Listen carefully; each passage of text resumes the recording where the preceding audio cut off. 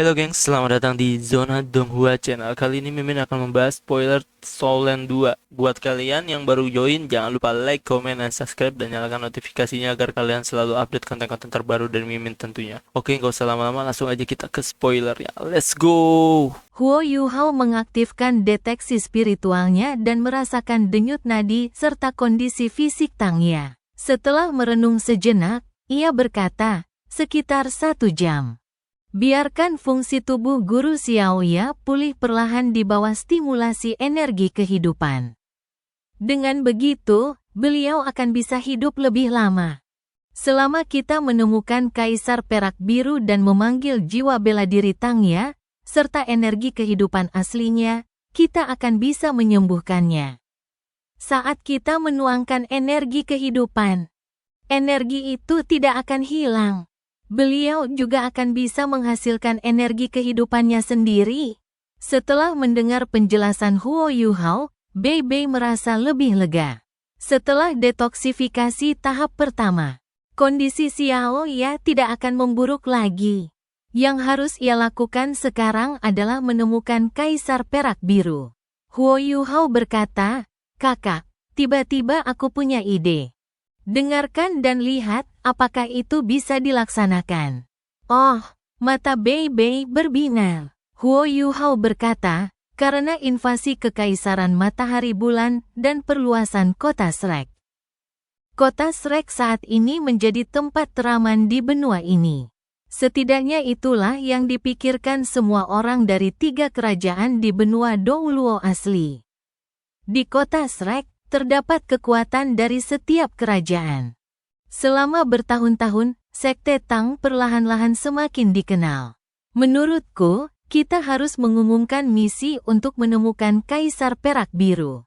Siapapun yang dapat memberikan informasi terpercaya dan membantu kita menemukan Kaisar Perak Biru akan mendapatkan bantuan atas nama sekte, selama apapun yang ia inginkan tidak salah secara moral. Atau, kita bisa membalasnya dengan memberinya sejumlah alat jiwa. Lagi pula, kita sendiri terbatas. Namun, jika kita dapat memanfaatkan kekuatan seluruh benua Douluo, kita akan lebih mampu menemukan Kaisar Perak Biru. Setelah mendengar kata-kata Huo Yuhao, Bei Bei sedikit tertegun. Setelah itu, ia mengerutkan kening dan berkata, "Tidak. Kita tidak bisa melakukan itu. Kita tidak bisa membebani sekte sebesar ini hanya karena Xiaoya. Kita tidak akan tahu apa yang diinginkan siapapun yang membantu kita. Aku tidak bisa membuat sekte ini terlalu banyak masalah karena aku dan Tangya. Bahkan jika kita harus membalas budi seseorang, itu harus atas namaku." Huo Yuhao menggelengkan kepalanya sebagai jawaban. "Tidak, senior tertua. Kau kurang meyakinkan. Aku khawatir kau tidak mau mendengar ini.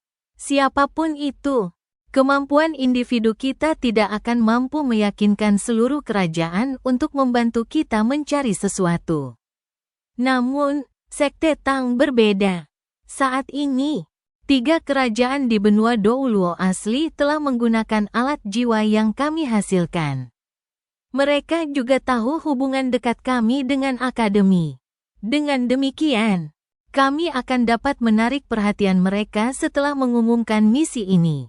Dari sana, mereka akan membantu kami menemukan Kaisar Perak Biru." Bei Bei menghela napas dan berkata, "Yuhao, aku tahu niat baikmu, tapi kita tidak bisa melakukan ini. Sekte Tang butuh waktu lama untuk mencapai apa yang dimilikinya saat ini. Kita tidak bisa melakukan ini demi Xiaoya. Kenapa tidak? Kami pikir itu bisa berhasil." Jiang Nanan tiba-tiba menyela. "Nanan." Bei Bei mengangkat kepalanya untuk melihat Jiang Nanan. Jiang Nanan tampak sangat bertekad. "Bei Bei, apakah kamu masih ingat mengapa kita bergabung dengan Sekte Tang? Kita tidak bertujuan untuk memiliki sekte sekuat itu. Kita adalah rekan satu tim dan teman. Sejujurnya, Xiaoya adalah pemimpin Sekte Tang yang sebenarnya. Kamu hanya bertindak atas namanya dan mengambil alih otoritasnya karena dia tidak ada. Sekarang pemimpin sekte kita yang sebenarnya sedang dalam kesulitan, bukankah seharusnya kita melakukan yang terbaik untuk membantunya? Lagi pula, bukan hanya dia. Siapapun yang menghadapi masalah seperti itu di sekte, kami akan melakukan apapun untuk menyelamatkannya. Hanya dengan cara inilah kami dapat menunjukkan betapa bersatunya sekte Tang.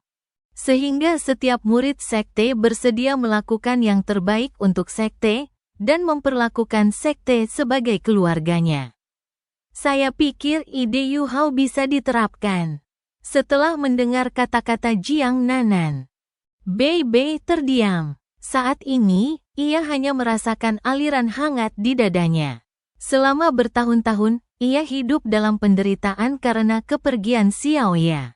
Ia telah mencurahkan seluruh energinya untuk kultivasi dan mengembangkan sekte Tang. Kata-kata Huo Yu Hao dan Jiang Nanan tidak hanya menghangatkan hatinya, tetapi juga membuatnya merasa dekat. Terutama ketika mereka berbicara tentang persatuan sekte Tang. Benar, sekte Tang sangat bersatu. Jiang Nanan menoleh setelah melihat Bei Bei menurunkan tangannya, dan berkata kepada Huo Yu Hao. Yu Hao, sudah siap. Setelah kita kembali, kita akan mengumumkan misi ini. Aku yakin akan ada pihak yang tertarik. Baiklah, Huo Yu Hao langsung setuju. Bei Bei menghela napas panjang dan mengangguk pelan, lalu berkata, terima kasih. Aku berterima kasih kepada kalian semua atas nama Xiaoya. Xiao tertawa, kakak kelas 1, kenapa kamu berterima kasih kepada kami semua atas nama guru Xiaoya? Kita semua teman, inilah yang seharusnya kita lakukan. Dengan rencana ini, suasana hati Bei Bei langsung membaik. Jika mereka tidak dapat menemukan Kaisar Perak Biru, bahkan dengan kekuatan seluruh benua Douro, nasib Tangya mungkin memang sudah ditentukan. Tetua Song mengangguk dan berkata, saya juga yakin rencana Yu Hao bisa berhasil. Tangya memang satu-satunya pewaris sekte Tang. Sekte dan Akademi Shrek memiliki ikatan ribuan tahun. Saya yakin Akademi akan mendukung sekte dalam hal ini. Namun, mohon maafkan Akademi, karena kami tidak dapat menggunakan nama kami, mengingat keterlibatan kami di banyak bidang. Namun, Akademi akan berusaha sebaik mungkin untuk membantu, apapun syarat yang diminta oleh orang yang menemukan Kaisar Perak Biru. Terima kasih, Tetua Song, kata Bei Bei penuh terima kasih. Tetua Song memegang posisi yang sangat penting di paviliun Dewa Laut, hanya kalah dari Tetua Xuan. Dengan dukungan Tetua Song, hampir dapat dipastikan bahwa Dekan Xian Liner dan Qian Duoduo juga akan menyatakan dukungan mereka. Selain itu, bersama dengan suara Huo Yu Hao, Bei Bei, dan Tetua Song, mereka sudah memiliki 5 suara di paviliun Dewa Laut, hampir setengah dari total suara. Situasi di Demiplane untuk sementara tenang. Misi kali ini telah berhasil diselesaikan. Mereka tidak hanya berhasil menyelamatkan Tangya, tetapi mereka bahkan menggunakan peluru stasioner kelas 9 untuk menghancurkan seluruh legiun insinyur jiwa Kekaisaran Matahari Bulan. Hal ini mengurangi sebagian tekanan pada Kekaisaran Jiwa Surgawi di garis depan. Tentu saja, ini hanya mungkin karena bom itu diledakkan di dalam markas Kekaisaran Matahari dan Bulan. Jika bukan karena Nangong Wan, mereka tidak akan berhasil. Meskipun pasukan Kekaisaran Matahari dan Bulan tampak masih sangat disiplin, mereka sudah menghadapi kekacauan internal. Investigasi sedang berlangsung, menyebabkan gangguan besar. Kekaisaran Jiwa Surgawi sangat terkejut dengan hal ini. Meskipun pengawasan mereka terbatas, mereka tentu tahu apa yang telah terjadi. Mengingat kegemparan hebat yang terjadi akibat peluru stasioner kelas 9. Peluru itu begitu kuat sehingga efeknya dapat disaksikan dengan jelas bahkan dari jarak puluhan kilometer. Mereka sudah diberitahu secara detail di mana pasukan insinyur jiwa Kekaisaran Matahari Bulan berada melalui pengawasan Huo Yuhao, sehingga dapat menyusun teka-teki tersebut. Kalau saja Wei Na tidak memimpin pasukan Kekaisaran Jiwa Surgawi saat itu dan mengambil inisiatif untuk meneruskan rencana semula, mereka mungkin bisa mengubah aksi itu menjadi pertunjukan sungguhan. Karena masalah ini, para marsekal Kekaisaran Bintang Luo dan Dowling sangat tidak senang. Mereka menganggap Kekaisaran Jiwa Surgawi terlalu konservatif dan tidak memanfaatkan kesempatan sebesar itu. Sebenarnya, Kekaisaran Jiwa Surgawi memiliki kesulitan mereka sendiri. Tentu saja, mereka tahu bahwa ini adalah kesempatan besar. Namun, Kekaisaran Matahari Bulan tampaknya tidak dalam kondisi yang buruk.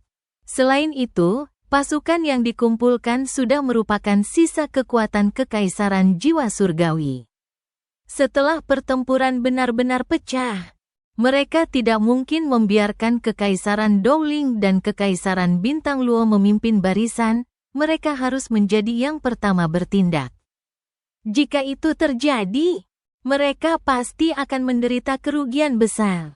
Mereka mungkin tidak akan memenangkan pertarungan ini. Kalaupun mereka menang, itu akan menjadi kemenangan yang tragis dan sulit diraih. Bahkan jika Kekaisaran Matahari Bulan terpaksa mundur sementara, bagaimana jika mereka kembali lagi?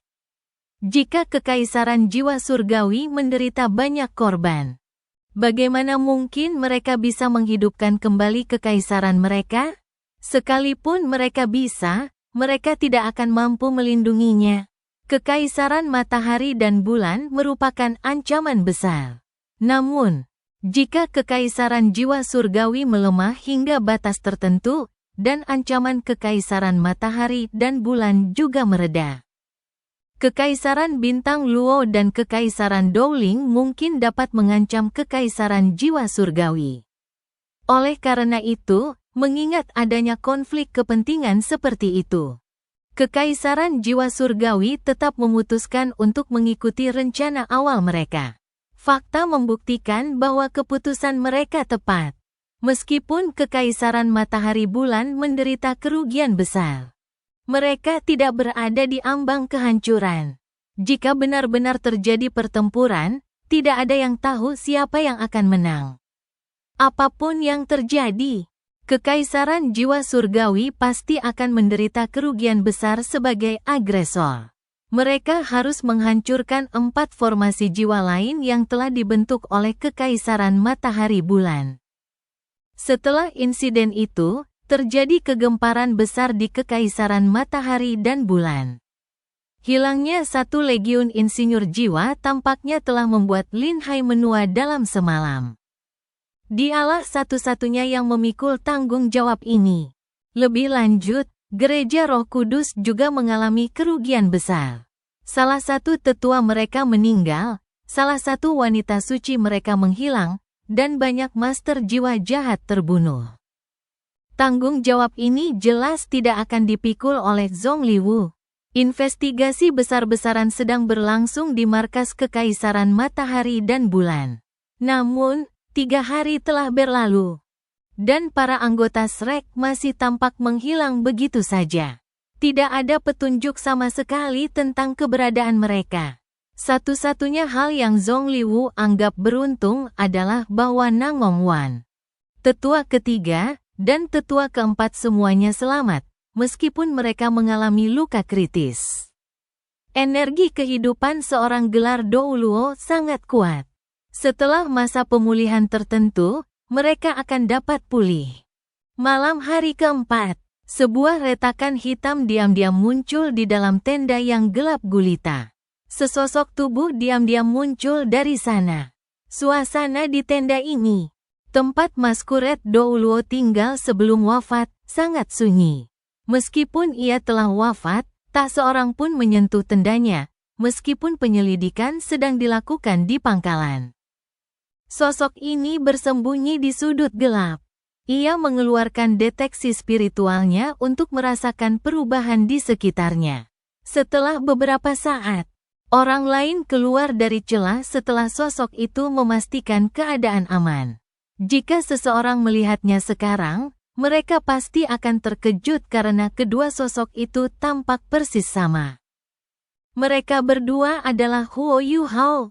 Sosok pertama yang muncul sebenarnya adalah avatar spiritual Huo Yuhao. Sekali digigit, 2 kali malu. Dan Huo Yuhao jauh lebih berhati-hati setelah pelajaran menyakitkan yang ia petik dari pengalaman sebelumnya. Ia menggunakan avatar spiritualnya untuk menyelidiki apa yang terjadi di luar. Dan tubuh aslinya hanya muncul ketika ia memastikan tidak ada bahaya. Jauh lebih aman. Retakan hitam itu menutup, dan kedua bayangan itu menghilang ke udara bersamaan dengan imitasi. Mereka menyelinap keluar tenda bersama-sama. Keamanan di dalam kamp Kekaisaran Matahari Bulan jelas jauh lebih ketat daripada sebelumnya. Ada tentara yang berpatroli bahkan di tempat para penguasa jiwa jahat tinggal. Para prajurit patroli membawa berbagai jenis alat pengintai jiwa. Mereka tidak menggunakannya untuk menyelidiki bagian dalam tenda, melainkan menyapu udara dan tanah terus-menerus, bertujuan untuk mendeteksi para master jiwa yang mahir menyembunyikan diri dan mencegah mereka menyelinap masuk. Namun, pengawasan sederhana seperti itu tidak ada gunanya melawan deteksi spiritual Huo Yuhao. Huo Yuhao menggunakan avatarnya untuk mengamati jalan di depan. Menjaga deteksi spiritualnya dalam jarak tertentu. Ia tidak menyentuh tenda apapun, dan melangkah maju dengan hati-hati berdasarkan ingatan. Huo Yuhao membutuhkan tempat yang aman untuk membawa rekan-rekannya kembali dengan selamat. Dimanapun ia membuka gerbang besar menuju demi-planet spektralnya. Gerbang itu harus muncul kembali di lokasi yang sama jika dibuka kembali dari dalam. Karena itulah Huo Yuhao muncul di tenda tempat ia tinggal sebelumnya. Gereja Roh Kudus jelas tidak mengetahui karakteristik demi-planet spektralnya. Satu-satunya yang ia khawatirkan adalah bahwa Nangong Wan akan mengungkapkan sesuatu. Dan jika identitasnya sebagai Masquerade Douluo terungkap, musuh-musuhnya akan memiliki kesempatan untuk memasang jebakan.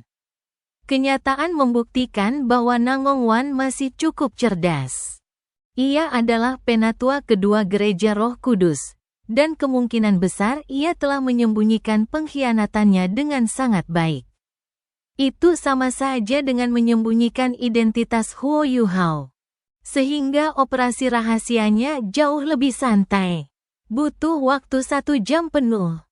Tetapi Huo Yuhao akhirnya meninggalkan kamp tentara Kekaisaran Matahari Bulan setelah melewati banyak patroli dan alat jiwa pengawasan.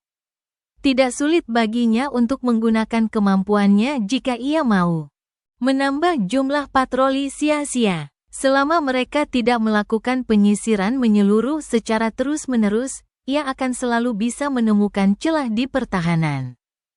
Ia telah melalui begitu banyak pertempuran, operasi penyamaran, dan misi pengintaian sehingga ia semakin terbiasa dan mahir dengan keahliannya di bidang-bidang ini.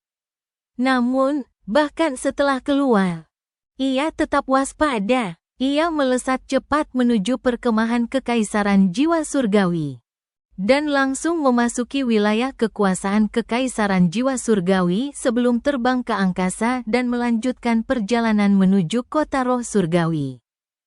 Huo Yuhao sebenarnya yang paling khawatir terhadap Yan Shaoze, karena Tetua Song selalu tersenyum dan tidak mengatakan apapun saat bertanya tentangnya. Huo Yuhao akhirnya kembali ke halaman kecil tempat Akademi Shrek ditugaskan. Ia terkejut ketika memasuki halaman, karena ia melihat Yan Shaoze dan Putri Weina keluar dari ruang tamu. Mengobrol sambil berjalan, Huo Yuhao turun dari langit, langsung memberitahu Yan Shaoze, yang melihat siapa orang itu. Lega, ia berkata, "Akhirnya kau kembali, Yuhao." Kau cukup pandai menahan diri. Apa semuanya baik-baik saja? Ya, kami baik-baik saja. Din, kau, Huo Yuhao berbicara dengan mata terbelalak dan rahangnya menganga. Yan Shaoze tersenyum sambil meletakkan jari telunjuknya di bibir. Putri Weina segera melangkah maju dan menghadap Huo Yuhao dengan ekspresi terkejut yang menyenangkan. Kau sudah kembali, Yuhao. Bagaimana? Di mana yang lainnya? Huo Yuhao tentu saja tidak akan membocorkan rahasianya di depan Putri Weina. Ia menjawab dengan tergesa-gesa, "Jangan khawatir, Putri, semuanya aman.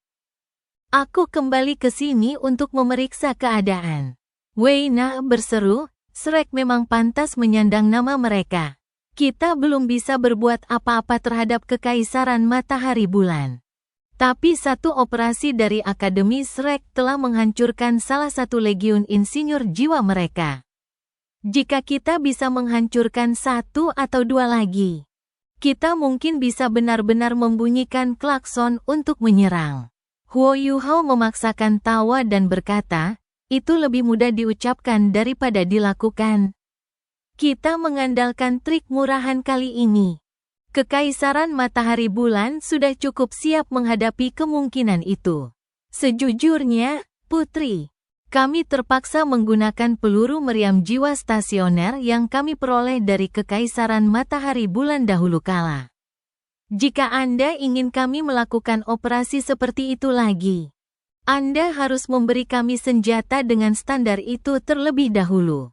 Saya khawatir Anda tidak punya. Giliran Putri Weina yang tertawa getir. Dia bahkan tidak bisa mengeluarkan peluru meriam jiwa stasioner kelas 8. Apalagi peluru kelas 9. Kekaisaran jiwa surgawi telah kehilangan banyak wilayah kekuasaannya.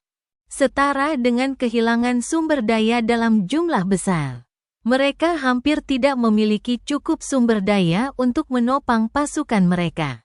Sementara mereka harus bergantung pada Kekaisaran Bintang Luo dan Kekaisaran Dowling untuk hal lainnya. Putri Weina berkata dengan tulus, bagaimanapun, saya harus berterima kasih kepada semua orang atas operasi ini. Dengan apa yang telah terjadi, Kekaisaran Matahari Bulan seharusnya tidak melancarkan serangan apapun terhadap kita dalam waktu dekat. Yang seharusnya memberi kita cukup waktu untuk bersiap dan membangun kekuatan kita. Kita akan mengembangkan sebanyak mungkin alat jiwa dan memikirkan cara untuk menahan mereka pada saat yang bersamaan. Huo Yuhao mengangguk, tetapi tidak mengatakan apapun lagi. Weina masih ingin mengobrol sebentar dengannya. Tetapi ia melihat Yan Shaoze sudah berdiri di sana menunggu sepanjang waktu. Jelas ada urusan internal yang ingin mereka bicarakan, jadi ia hanya bisa pamit. Setelah melihat kepergian sang putri, Huo Yuhao dengan cepat melangkah maju beberapa langkah dan menghampiri Yan Shaoze. Tanpa sadar, ia meraih lengan dekan dan mengamatinya dari atas ke bawah. Din Yan, kamu. Huo Yuhao tidak tahu harus berkata apa. Yan Shaoze tersenyum tipis dan berkata, kamu bukan satu-satunya yang bingung. Kurasa pemimpin tertinggi Gereja Roh Kudus, Zhongliwu, mungkin bahkan lebih bingung lagi. Dia pasti masih bertanya-tanya bagaimana Dekan Departemen Jiwa Bela Diri Akademi Shrek bisa meninggal begitu saja. Hahaha, Huo Yuhao melepaskan tangannya dan berbisik, bagaimana kau bisa lolos? Yan Shaoze tersenyum dan menjawab, adik kecil, meskipun perbedaan usia kita jauh, kau tetap harus memanggilku kakak senior. Akulah kakak seniormu yang sebenarnya. Soal bagaimana aku bisa lolos, sebenarnya sangat sederhana. Dia mencondongkan tubuh ke telinga Huo Yuhao dan membisikkan sesuatu, dan mata Huo Yuhao terbelalak setelah mendengarkan penjelasannya. Ternyata ada keajaiban seperti itu. Yan Shaoze menempelkan jari telunjuknya ke bibir dan tertawa sambil berkata, tidak apa-apa asal kau tahu, tapi kau tidak boleh membicarakannya. Ini rahasia kakak seniormu untuk menyelamatkan hidupnya. Baik, aku akan menjaga rahasiamu. Huo Yuhao merasakan jantungnya berdebar kencang. Rahasia Yan Shaoze memang terlalu ajaib. Tetapi ia juga harus merahasiakannya. Kalau tidak, jika orang jahat mengetahuinya, mereka bisa saja mengincar kemampuannya secara khusus, dan kemampuannya tidak akan efektif lagi. Yan Shaoze berkata, "Ayo, kita masuk ke kamar. Keluarkan semua orang, dan kita bisa kembali." Baiklah, Huo Yuhao mulai melantunkan mantra saat mereka kembali ke ruang tamu, dan membuka demiplane spektralnya.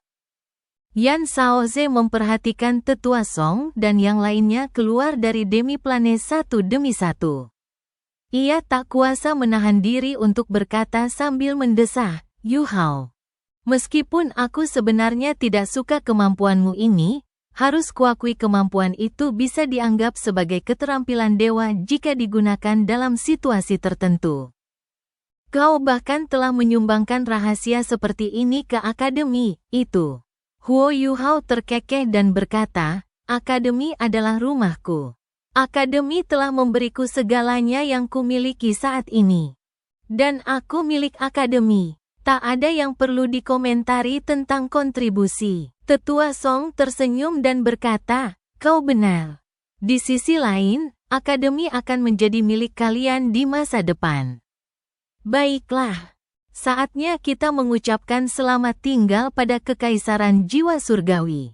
Meskipun misi mereka penuh lika-liku, mereka akhirnya berhasil menyelesaikan tugas mereka. Mereka telah membantu Kekaisaran Jiwa Surgawi menyelesaikan pengintaian mereka dan memberikan pukulan telak bagi pasukan Kekaisaran Matahari Bulan. Yang terpenting, mereka berhasil menyelamatkan Tangya. Misi mereka telah membunuh banyak burung dengan satu batu. Mereka harus kembali ke akademi secepat mungkin, karena Tetua Song, Dekan Yan, dan semua orang dari Sekte Tang memiliki banyak hal yang harus mereka tangani. Huo Yuhao menjawab, "Mari kita ucapkan selamat tinggal besok pagi. Aku akan memanfaatkan kesempatan ini untuk menuliskan semua yang telah kupelajari secara detail, dan menyerahkannya kepada Kekaisaran Jiwa Surgawi. Itu akan membantu mereka." Penatua Song mengangguk dan berkata, "Baiklah." Mereka menginap semalam lagi, dan semua orang kembali ke kondisi prima kecuali Tangya. Raja Beruang Es, bayi kecil, memilih untuk tetap berada di demiplane spektral Huo Yuhao. Keesokan harinya, semua orang mengucapkan selamat tinggal kepada Kekaisaran Jiwa Surgawi. Kekaisaran Jiwa Surgawi ingin mereka tetap tinggal, tetapi semua orang dari Akademi Shrek tetap menolak dengan sopan dan meninggalkan roh surgawi untuk kembali ke Akademi Shrek. Sekte Tang, Kota Shrek. Penatua Song dan Yan Shaoze segera kembali ke Akademi Shrek setelah kembali ke Kota Shrek. Mereka juga harus melaporkan misi ini ke Akademi dan mencatatnya.